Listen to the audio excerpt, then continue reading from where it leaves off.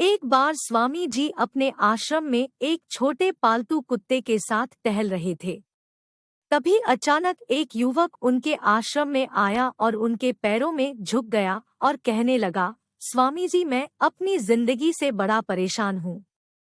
मैं प्रतिदिन पुरुषार्थ करता हूँ लेकिन आज तक मैं सफलता प्राप्त नहीं कर पाया।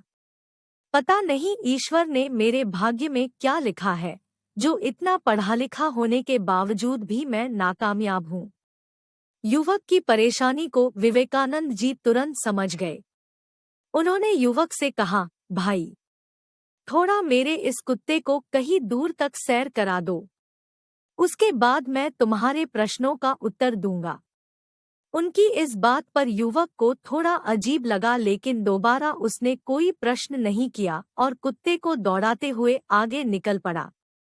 बहुत देर तक कुत्ते को सैर कराने के बाद जब युवक आश्रम में पहुंचा तो उन्होंने देखा कि युवक के चेहरे पर अभी भी तेज है लेकिन वह छोटा कुत्ता थकान से जोर जोर से हाँफ रहा था। इस पर स्वामी जी ने पूछा, क्यों भाई, मेरा कुत्ता इतना कैसे थक गया? तुम तो बड़े शांत दिख रहे हो, क्या तुम्हें थकावट नहीं हुई?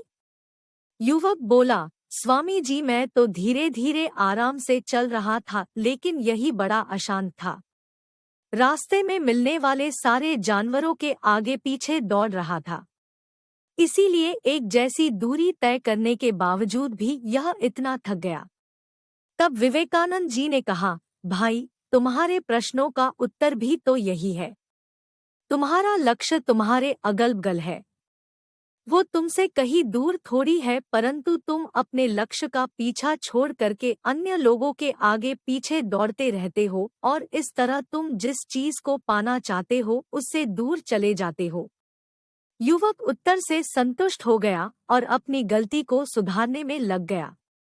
दोस्तों, क्या आपको नहीं लगता आज हम भी इसी कहानी के कुत्ते के समान दूसरों को फॉलो करने में लगे हुए हैं? अगर आपका मित्र डॉक्टर है तो आप भी वही बनना चाहते हैं, भले ही उसमें आपकी कोई रुचि हो या नहीं। ऐसा करके हम अपनी प्रतिभा को खो बैठते हैं और जिंदगी भर संघर्ष करते रहते हैं।